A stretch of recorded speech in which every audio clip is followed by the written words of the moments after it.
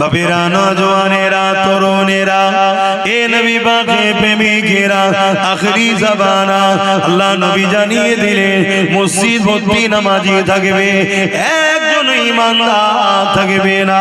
যার ঈমান নেই তার নামাজের তো কোনো কাজে লাগবে না। আল্লাহ নবী জানিয়ে দিলেন আখরি জামানাতে হাতের তালুতে আগুন রাখা থেকেও ঈমান বাঁচানো বড় কষ্টকর হয়ে যাবে। এটা সেই সময় গেছে, চারিদিক থেকে আমাদের ঘরে আল্লাহ ও রাসূল থেকে সরাবার পরিকল্পনা করছে। কেউ আমাদেরকে গান দিয়ে ডাকছে, কেউ আমাদেরকে ফাংশন দিয়ে ডাকছে, কেউ আমাদেরকে মেলা দিয়ে ডাকছে, কেউ আমাদেরকে জুয়া দিয়ে ডাকছে, কেউ আমাদেরকে নাচ দিয়ে ডাকছে, কেউ আমাদেরকে শরাবের দোকান খুলে ডাকছে। হে যুবকেরা, তরুণেরা, আবার কেউ আমাদেরকে দাড়ি টুপি কোরআনের মাহফিলের নামে ডেকে নিয়ে গিয়ে আমার রাসূলুল্লাহর আদব মর্যাদাকে খাটো করে দিয়ে আমাদের ঘরে রাসূল থেকে দূরে সরিয়ে দেওয়ার পরিকল্পনা করছে। এরকম একটা কঠিন সময়, এই জন্য আল্লাহ রাসূল বললেন হাতে তালুতে আগুন রাখা থেকেও ঈমান বাঁচানো বড় কষ্টকর হবে। সেটা এই সময় এসে গেছে। তাই বলে দিয়ে যায় আল্লাহ রাসূলকে মহব্বত করে, আল্লাহ নবীকে প্যার করে, যে নবী আমার সারাটা জীবন তোমার আমার জন্য কেঁদেছে, আজও কাঁদছে। কিয়ামতের এই কঠিন দিনেতে যখন নামন করে জাহান্নাম লম্বা লম্বা শিকাবার করে গুনাহগারদের ধরতে যাবে, ওই সময় জিবরাইল আলাইহিস সালাম ঘোষণা দেবে আল্লাহর জাহান্নাম উম্মতে মুহাম্মাদীদের দিকে তেরে তেরে যাচ্ছে। ওই সময়তে আমার আল্লাহ রাসূলের কানে এই আওয়াজটা যখন চলে যাবে, নবী আমার আল্লাহর আরশে আজিমের উপরে মাকামে সম্মানে সিংহাসনে বসে শাফাআতের তাজ পরে বসে থাকবে। এই কথা যখনই রাসূলুল্লাহর কানে যাবে, নবী আমার ওখান থেকে নেবে মাকামে মাহমুদ বলে একটা জায়গা আছে, ওই জায়গাতে সিজদায় পড়ে যাবে, চোখের পানি ফেলে কাঁদতে থাকবে। এত তারিফ প্রশংসা আল্লাহর করবে, ইতিপূর্বে আল্লাহ তারিফ প্রশংসা এত কেউ করতে পারেনি। আমার নবী পাকের তারিফ প্রশংসা শুনে আল্লাহ পাকের জালাল, আল্লাহ পাকের রহমতে দুনিয়ায় জোশ মেরে উঠবে। আমার আল্লাহ বলবে আমার হাবিব সারা জীবন জন্মাদি করে কেঁদেছে, আজকে দিনে আপনি আর কাঁদবেন না। আমি আল্লাহ ওয়াদা করেছিলাম ওয়ালা সাওফা ইউতিকা রাব্বুকা ফাতারদা, যত চিরে আপনাকে এত দিয়া দেব, যতক্ষণ পর্যন্ত আপনি খুশি না হবেন আপনার দোয়া আজকে আমি আল্লাহ কবুল করব। আরো জোরে বলুন সুবহান। আশা করা যায় আমার নবীকে আল্লাহ এত ভালোবাসে, গুনার পাহাড় দিয়েও যদি কোনো উম্মত ওঠে, আশা করা যায় কিয়ামতের দিন নবীর খাতিরে সে জান্নাত চলে যাবে। বলুন ইনশাআল্লাহ, বলুন ইনশাআল্লাহ। কিন্তু ওই উম্মত গুলোকে দেখে বড় আফসোস লাগে যারা নবীর দ্বীনকে মিটাচ্ছে।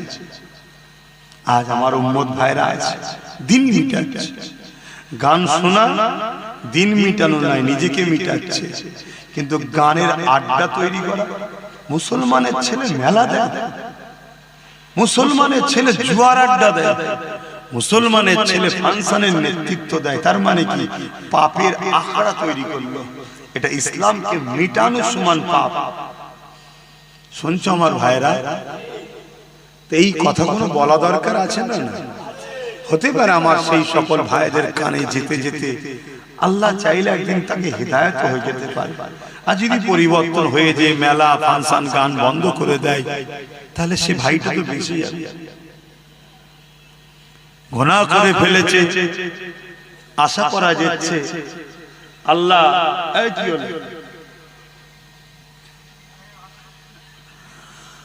আশা করা যায় গুনাহ যদি হয়ে যায় নবী তো শাফাআত করবেন, হয়তো নাজাত হয়ে যেতে পারে। খবরদার আমার ভাইরা, নবীর কষ্টের ইসলামের ক্ষতি করো না। আল্লাহ নবী জীবনে কত কষ্ট হয়েছে, এ নওজওয়ানেরা, আল্লাহ নবী জীবনে এমনও দিন গেছে নবী আমার সিজদায় পড়ে রয়েছে। মক্কার জালিম বেঈমানেরা আমার নবী পাকের পিঠের উপরে পচা ভুঁড়ি দুম্বার ভুঁড়ি চাপিয়ে দিয়েছে। আল্লাহ নবী সিজদা থেকে মাথা তুলতে পারছে না। একদিকে দুর্গন্ধ আর একদিকে ভারী এই পচা দুম্বার ভুঁড়ি নিয়ে নবী আমার সিজদায় পড়ে গিয়ে সুবহান রাব্বিল আলা তাসবিহ পড়ে যাচ্ছে। নবী পাকের কলিজা টুকরি খাতুনে জান্নাত দেখতে পেয়ে তখন তিনি ছোট ছিলেন। আব্বা জানের পিঠ থেকে এই পচা দুম্বার ভুঁড়ি খানা নাবাতে লেগেছে।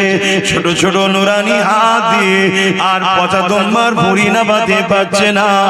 একদিকে দুর্গন্ধ আর একদিকে ভারী। খাতুনে জান্নাত তখন ছোট ছিলেন আর চোখের পানি আমার আব্বাকে কে এত কষ্ট দেয়। এদিকে জালিম নিষ্ঠুর পাশান অত্যাচারীরা বসে বসে মজা নিতে লেগেছে। এমনও দিন গেছে আল্লাহ নবীকে এত ভুঁড়ি দিয়েছে, নবী পাকের পিঠে এত পচা দুম্বার ভুঁড়ি চাপিয়েছে, আমার নবী পাক পুরো ঢাকা পড়ে গেছে, নিঃশ্বাস নিতে পারছে না। খাতুনে জান্নাত আব্বাকে খোঁজে, খোঁজ করতে করতে যখন এই পচা দুর্গন্ধময় ভুঁড়ি দেখতে পায়, খাতুনে জান্নাত আন্দাজ করে এই জায়গাতে হয়তো আব্বা রয়েছে। এই পচা দুম্বার ভুঁড়িকে সরিয়ে সরিয়ে সরিয়ে ওর ভেতর থেকে দয়া নবী মাথা তোলে। এ যুবকেরা, তরুণেরা, বাপেরা, এত কষ্ট আমার নবী কেন পেয়েছে? আমার নবী ইনসাফের কথা বলেছে তাই। এত কষ্ট আমার নবীর উপরে হয়েছে কেন? আমার নবী গরিবদের পক্ষে ছিল তাই। এত কষ্ট আমার নবীর উপরে হয়েছে কেন? আমার নবী নারীদের অধিকারের পক্ষে ছিল তাই। এত কষ্ট আমার নবীর উপরে দিয়েছে কেন? আমার নবী ইনসাফ, ইনসানিয়াত, মানবতা, তাওহীদ, এক আল্লাহর পক্ষে মানুষকে ডেকেছে তাই। এ যুবকেরা, তুমি আমি নবীর উম্মত দাবি করি, তুমি আমি যদি আজ ন্যায়ের পক্ষে না থাকি, মানবতার পক্ষে না থাকি, ইনসাফের পক্ষে না থাকি, নারীর অধিকারের পক্ষে না থাকি, গরিবের পক্ষে না থাকি, এতিম বিধবাদের পক্ষে না থাকি, তাহলে কেমন উম্মত তুমি আমি হলাম? যে আমার রাসূলুল্লাহ মিশন ছিল তো এটাই, অন্যায়কে মিটিয়ে আল্লাহর জমিনে নাই শান্তি প্রতিষ্ঠিত করা। এজন্যই তো নবী মার খেয়েছে, এজন্যই তো রাসূলুল্লাহর উপরে জুলুম, কত কষ্ট দিয়েছে আমার নবীকে। এমনও দিন গেছে আমার নবী কে জানে মেরে দেবে, শহীদ করে দেবে। আমার নবী পাহাড়ে চলে গেছে, সেখানে গিয়ে নবী মাসকে মাস কাটিয়েছে। এমনও দিন গেছে আল্লাহ রাসূল হুজরার মধ্যে আছে, নবী পাকের পুরো ঘরটা 36 জন 40 জন উলঙ্গ তরোয়াল নিয়ে জালিম অত্যাচারী নিষ্ঠুররা ঘিরে ফেলেছে আমার নবীকে শহীদ করে দেবে বলে। কিন্তু আমার আল্লাহ আমার নবী পাককে ওখান থেকে হিফাজত করেছেন। জোরে বলুন সুবহানাল্লাহ। আল্লাহ নবী জীবনে অনেক কষ্ট গেছে।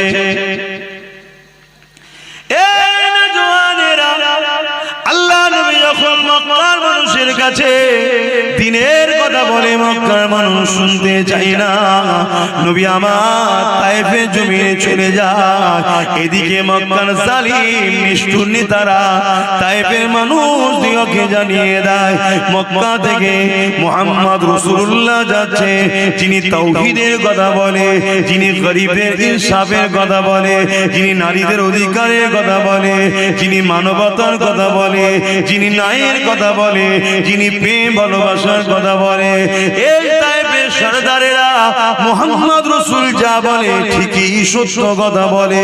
কিন্তু মুহাম্মদ রাসূলের কথা মতো চললে আমরা যে মানুষের উপরে সন্ত্রাসী করে টিকে রয়েছি, মানুষের উপরে আতঙ্ক করে টিকে রয়েছে, মানুষকে ভয় খাইয়ে টিকে রয়েছে, মুহাম্মদ রাসূলের কথা যদি মেনে নেওয়া যায় তাহলে আমাদের অন্যায় অত্যাচারের সাম্রাজ্য মিটে যাবে। এই মুহাম্মদ রাসূলকে তায়েফের জমিনে ঢুকতে দিও না, তাকে বাধা দাও, বাধা দাও। আজকে দিনে তো সেই রাসূলুল্লাহর পক্ষে যারা কথা বলে তাদেরকেও বিভিন্ন মাহফিলে বাধা দেওয়া হয়, তাদেরকেও বিভিন্ন জায়গায় রোকা হয়। কেন রোকা হয়? এরা গেলে মুহাম্মদ রাসূলের কথা বলবে, এরা ইনসাফের কথা বলবে, এরা ইনসানিয়াতের কথা বলবে, এরা মানবতার কথা বলবে। কেন? আল্লাহ কোরআনের মধ্যে জানিয়ে দিয়েছে, এ দুনিয়ার মানুষেরা কুনতুম খায়রা উম্মাতিন উখরিজাত লিন-নাস তা'মুরুনা বিল মারুফ ওয়া তানহাউনা আনিল মুনকার। আল্লাহ আমাদেরকে দুটো কাজ দিয়েছে, অন্যায়কে মিটিয়ে দাও, ন্যায়কে প্রতিষ্ঠিত করো। এই অন্যায় মিটাতে গিয়ে যদি তুমি শহীদ হয়ে যাও, অন্যায়কে মিটাতে গিয়ে জালিমদের হাতে যদি মারা পড়ে যাও, এ যুবকেরা আল্লাহ রাসূল জানালেন তাদের জন্য মরণের আগে, জান বেরোবার আগে আল্লাহর জান্নাতকে দেখিয়ে দেওয়া হয়। আর যদি এই লড়াইয়ে লড়তে গিয়ে, ন্যায়কে প্রতিষ্ঠিত করতে গিয়ে, অন্যায়কে মিটাতে গিয়ে, আর যদি এই লড়াইয়ে কেউ গাজী হয়ে যায়, বিজয় হয়ে যায়, আমার আল্লাহ তাকে দুনিয়াতে গাজীর সম্মান দেয় এবং পরকালে পুরস্কার জান্নাতে রেখেছে। তাহলে আমাদের তো দুটো কাজ আল্লাহ দিয়েছেন নাকি? কথা বলে, অন্যায় মিটাও, ন্যায়কে প্রতিষ্ঠিত করে, এটা তো কাজ আমাদের। আমরা সেটা করছি?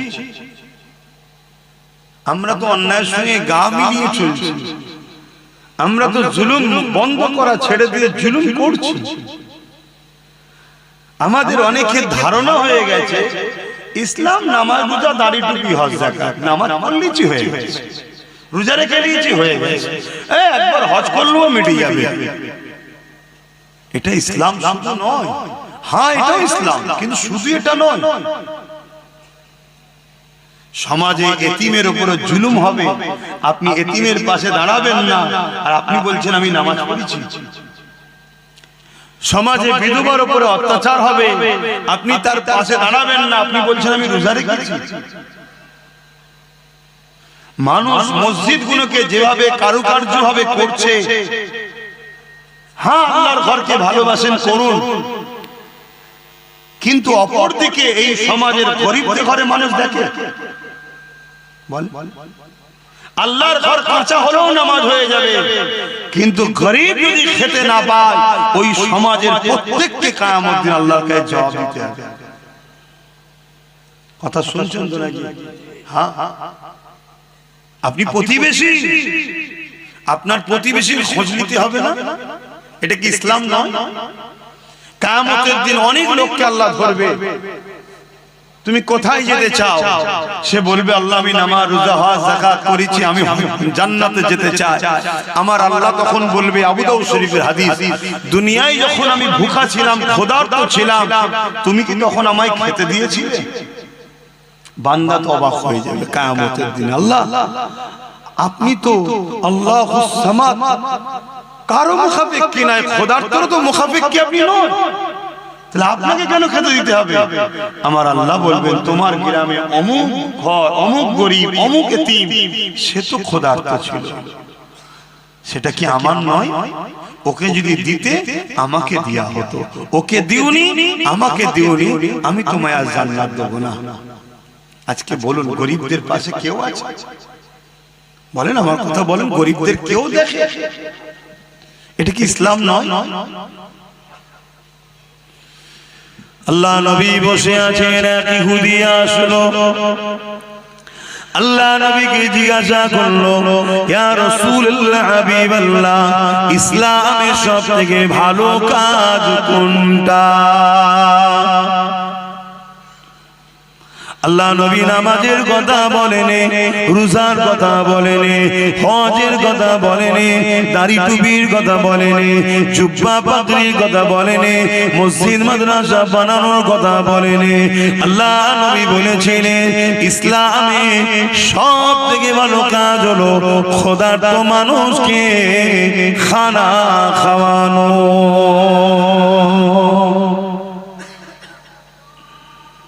আপনাদের মহল্লা জানাচ্ছে, আপনাদের মহল্লা আচ্ছা আজানটা হয়ে যায়। আবেরা নওজওয়ানেরা তরুণেরা অথচ আমার রাসূলুল্লাহ আমাদেরকে কত মহব্বত করে, আমাদের দয়া নবী আমাদেরকে কত পেয়ার করে। সারা জীবনটা নবী আমার আপনার জন্য কেঁদেছে। যখনই নবী পাকের চোখ দিয়ে পানি বেরিয়েছে, ওই কান্নার কারণটা কি? আল্লাহ রাসূল বলেছেন, গুনাহগার উম্মত উম্মতির চিন্তায় আল্লাহ পাক তাদের সঙ্গে কি বিচার করবে, তারা দুনিয়ায় কিভাবে থাকবে, তাদের কত ক্ষতি হবে, আখিরাত তাদের কত ক্ষতি হয়ে যাবে, দুনিয়া ধোঁকায় পড়ে তারা বরবাদ না হয়ে যায়, আল্লাহ যেন তাদের উপরে নারাজ না হয়ে যায়। এই বলে বলে নবী আমার সর্বসময় কেঁদেছে। আমার রাসূলুল্লাহ শিশুবেলায় যখন দুলনাতে দুলতে তখন উম্মত উম্মতি করে কেঁদেছে। আমার নবী যখন সিজদায় পড়ে থাকতে তখন উম্মত উম্মতি করে কেঁদেছে। হে যুবকেরা, আল্লাহ নবীর জীবনে এমন কোনো দিন যায়নি নবী আমার তোমাকে আমাকে ভুলে গেছে, তোমাকে আমাকে স্মরণ করেনি, তোমার আমার জন্য কাঁদেনি, এমন কোনদিন আমার রাসূলুল্লাহ জীবনে যায়নি। আমার নবী পাক সর্বসময় তোমার আমার জন্য কেঁদেছে। এখন এই টাইমেও রাসূল আমার রওজা মুবারকে তোমার আমার জন্য কাঁদতেছে।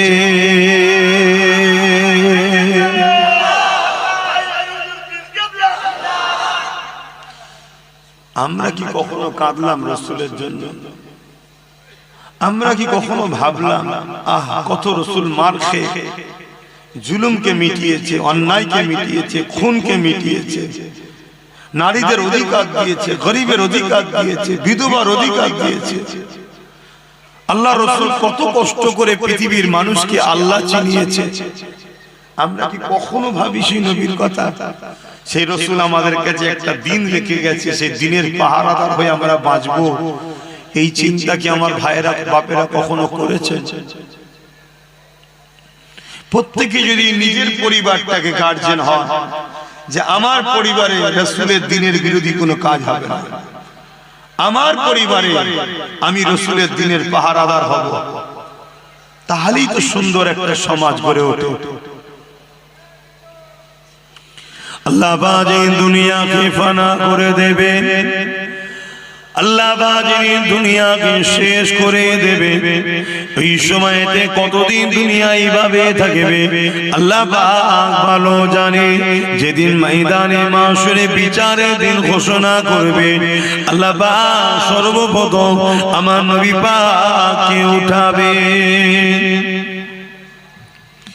এ নওজওয়ানেরা, হযরত জিবরাইল আলাইহিস সালাম কে আর হযরত ইসরাফিল আলাইহিস সালাম কে আল্লাহ পাক জমিনে পাঠাবে।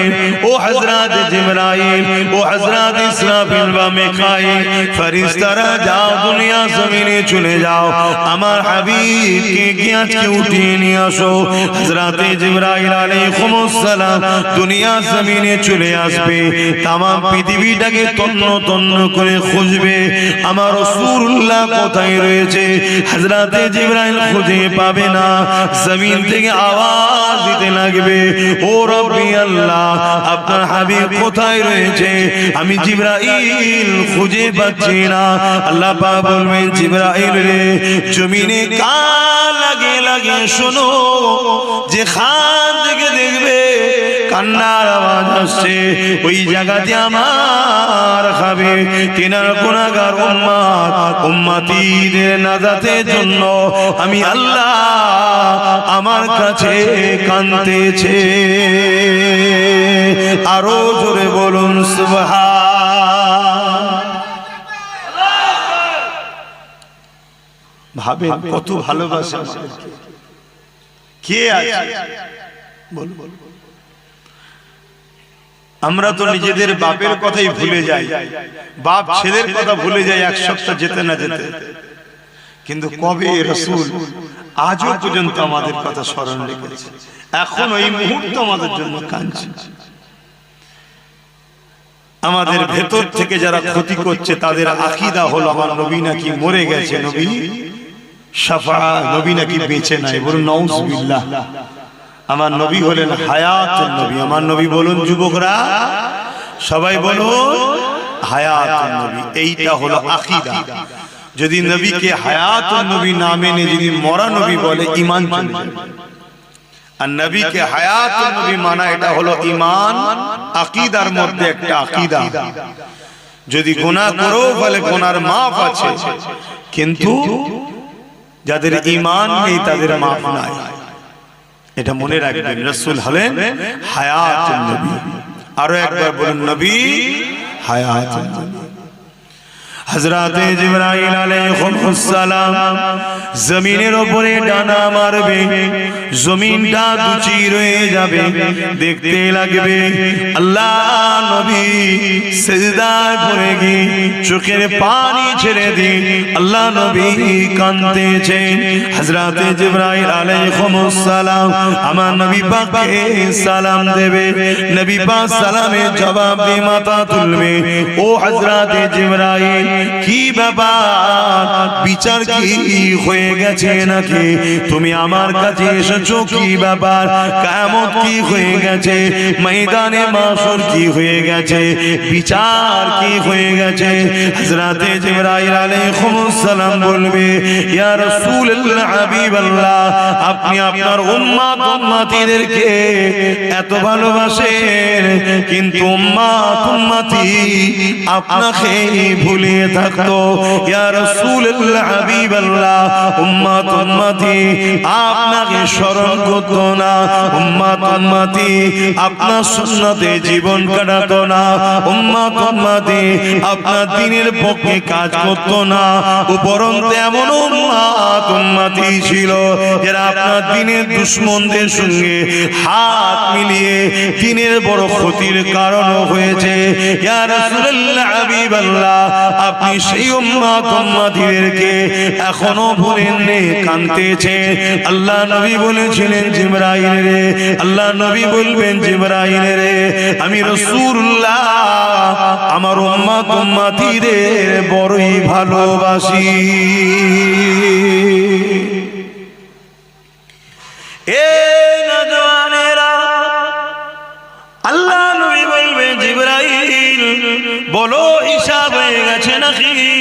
হযরত জিবরাইল আলাইহিস সালাম বলবে, না ইয়া রাসূলুল্লাহ, আল্লাহ পাক আপনাকে আগে উঠাতে বলেছে।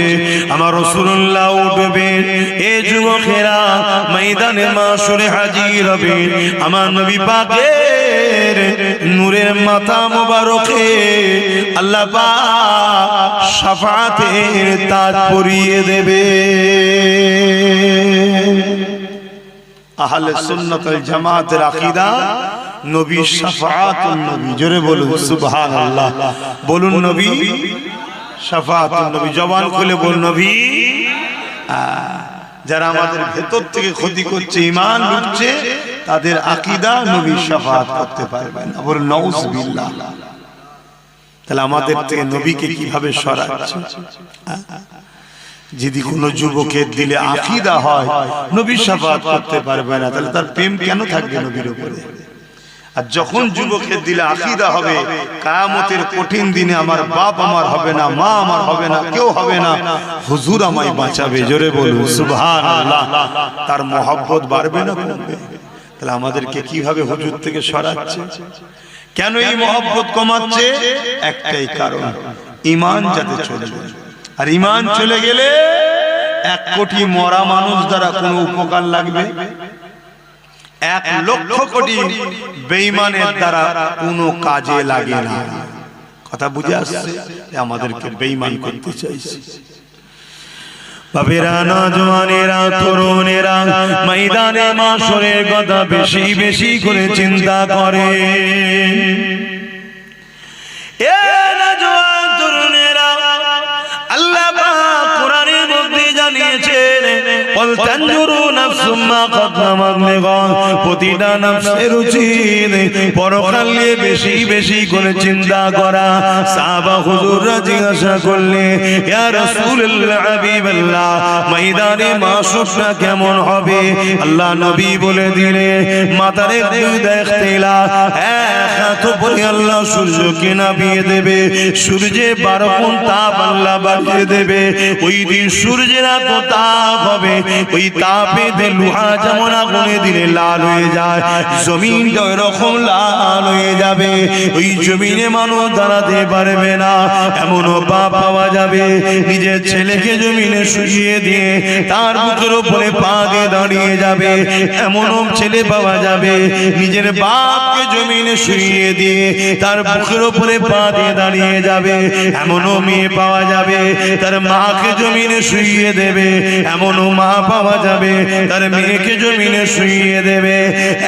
এক কথায় যার উপরে যা জোর চলবে তাকে জমিনে শুইয়ে দিয়ে তার বুকের উপরে পা দিয়ে দাঁড়িয়ে যাবে। কেন? জমিন লোহা যেমন পুরে পুরে লাল হয়ে যায়, এই সূর্যে তাপে জমিন লাল হয়ে গেছে, এই জমিনে মানুষ দাঁড়াতে পারবে না। এ যুবকেরা, বাপেরা, মায়েরা, বোনেরা, ওই দিনটা তোমার কি আমার কি হবে? আল্লাহ নবীর এই কথা শুনে সাহাবা হুজুররা কাঁদতে লাগলেন, ইয়া রাসূলুল্লাহ হাবিবাল্লাহ, আমাদের কি হবে উপায়? ভাব, আমরা এইগুলো বুঝাই কেন? শুধরাই যেতে আমার ভাইরা, হালকা বয়সে ভুল ভ্রান্তি একটু হয়ে যায়, কিন্তু আখিরাত ভুলে গেলে হবে না। মৃত্যু কত তোমার আমার আশপাশের মানুষ সব এসেছিল, এক এক করে সব চলে গেছে। দেখো আমার অনেক ভাই বোন, তারা আমাদেরই ভাই হবে জানি মনে হচ্ছে, দেখো বাইরে দাঁড়িয়ে আছে। অনেক ভাই আছে দেখো এই দিকে দাঁড়িয়ে আছে। এই যে আমার ভাইয়েরা এগুলো করছে, এখন তো উচিত না, এগুলো কি উচিত? আপনারা কি বলছেন এটা কি উচিত? তারা তো আমাদেরই ভাই নাকি, আমাদেরই তো নাকি। তাহলে এগুলো তো বুঝতে হবে যে যাই একটু বসি, এখানে বসলে গুনাহ মাফ হয়, কিন্তু হায় নসিব যদি আল্লাহ না চায় হয় না, এটাও ঠিক কথা। আল্লাহ যদি না চায় হয়।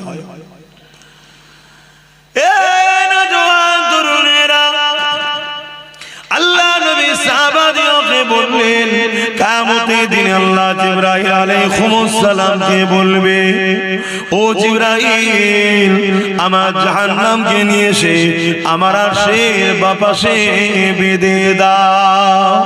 70,000 জিনজিল দিয়ে জাহান্নামকে বাঁধা হবে। এক একটা জিনজিলে 70,000 করে ফেরেশতা ধরে রাখবে, তথাপিও জাহান্নামকে ধরে রাখতে পারবে না। জাহান্নাম লম্বা লম্বা জিহ্বার করে গুনাহগারদেরকে ধরতে যাবে। এই দিনটা তো কঠিন দিন হবে। এ যুবকেরা, এই দিন কতদিন হবে? কানা মিকদারু 50 আলফা সানাতিন, 50,000 বছরের একটা লম্বা দিন আল্লাহ বানাবে। দুনিয়ায় 50,000 বছর যতদিন হয়, একটা দিন অত লম্বা হবে যেদিন আল্লাহ বিচারের দিন করবে। এ যুবকেরা, তরুণেরা, বাপেরা, ওই কঠিন ময়দানে মাসুরে কি হবে? ওদিনে তো বাপ ছেলের হবে না, ছেলে বাপের হবে না, মা মেয়ের হবে না, মেয়ে মায়ের হবে না, স্বামী স্ত্রীর হবে না, স্ত্রী স্বামীর হবে না, কেউ কারো হবে না। ওই দিনেতে শুধুমাত্র আল্লাহ নবী জবান দিয়ে বেরোবে, ইয়া রাব্বি হাবলি উম্মতি উম্মতি। আরো জোরে বলুন সুবহান। কত ভালোবাসে সেই রাসূলের জন্য আমরা কি করলাম বলে? তার যে কষ্টের মেহনতের ইসলাম রেখে গেল, যে ইসলামকে প্রচার করতে গিয়ে আল্লাহর নবী কত মার খেলেন, কত কষ্ট পেলেন। আজকে সেই ইসলামকে চতুর্দিক দিয়ে মিটাবার প্ল্যান চলছে। আমরা কি করেছি? আমরা ইসলামের কোন কাজে লাগলাম? একটু ভাবতে হবে। একটুখানি চিন্তা করতে হবে, তবেই তো আমাদের মধ্যে পরিবর্তন আসবে। শুধু ওয়াজ হবে, শুনবেন, চলে যাবেন। ওয়াজ শুধু শোনার জিনিস নয়, ওয়াজ তো আবু বকর সিদ্দিকও শুনেছে, আবু জেহেলও শুনেছে। আবু বকর সিদ্দিক হয়েছে, দুনিয়া থেকে জান্নাতের সার্টিফিকেটও পেয়েছে। জোরে বলুন সুবহানাল্লাহ। আর আবু জেহেল ওয়াজ শুনেছে, তারপর আবু জেহেল হয়ে গেছে। আবুল হাকাম থেকে আবু জেহেল হয়েছে। তো ওয়াজ শুধু শোনার জিনিস নয়, ওয়াজ শুনে ভাবতে হবে, ফিকির করতে হবে, চিন্তা করতে হবে, নিজের মধ্যে অনুশোচন তৈরি করতে হবে যে কি কোর জন্য আল্লাহ আমাকে পাঠালেন।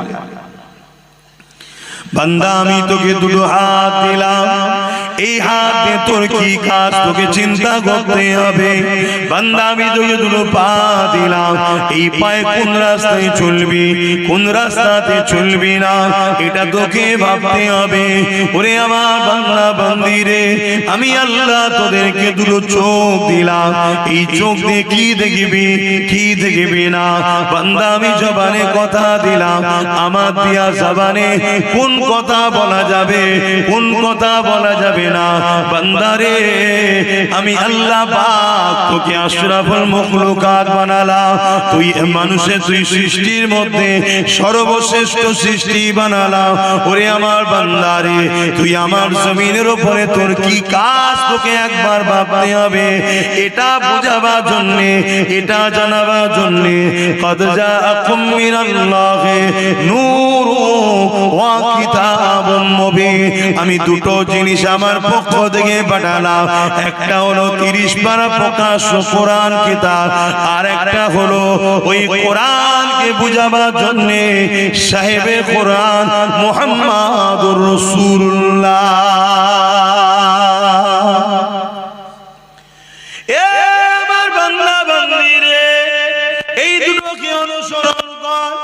কোরআনকে তোদের জন্য গাইড করলাম, মুহাম্মদ রাসূলুল্লাহকে মডেল বানিয়ে দিলাম। মুহাম্মদ রাসূলুল্লাহ হলো কোরআনের বাস্তব তোদেরকে দেখাবে। তোরা জিন্দেগিতে চলার পথে, উঠা বসা জিন্দেগির প্রতিটা মুহূর্তে আমার নবীকে ফলো করবি, নামাজ পড়বি আমার রাসূলকে দেখ, রোজা রাখবি আমার রাসূলকে দেখ, হজ করবি আমার রাসূলকে দেখ, দান খায়রাত করবি রাসূলকে দেখ, সংসার করবি রাসূলকে দেখ। তোদের ধর্মনীতি আমার রাসূলুল্লাহর হুকুম অনুযায়ী হবে, তোদের সমাজ নীতি আমার নবী যেভাবে করেছে এইভাবে করবি, তোদের প্রতিবেশী নীতি আমার নবী যেভাবে করেছে করবি, তোদের এডুকেশন নীতি আমি নবী যেভাবে শিখিয়েছে এইভাবে করবি। ওরে আমার বান্দা বান্দিরে, তোদের অর্থনীতি, তোদের রাজনীতি, তোদের রাষ্ট্রনীতি, তোদের মানবতা নীতি সব কিছুটা আমার রাসূলুল্লাহকে অনুসরণ করে করবে। কেননা মাআতাকুমুর রাসূল ফাখুযুহু ওয়া মা নাহাকুম আনহু ফান্তাহু। আমার নবীর হায় হ্যাঁ বল, আমার নবী নাই না বল, আমার নবী যা আদেশ করেছে মেনে নে, আমার নবী যা নিষেধ করেছে ছেড়ে দে, তাহলে তোরা কামিয়াবি হয়ে যাবি। এই কঠিন দিনে তাদের কোনো চিন্তা হবে না, কেননা তাদের জন্য রয়েছে আমি আল্লাহ, আমার আরশের ছায়া।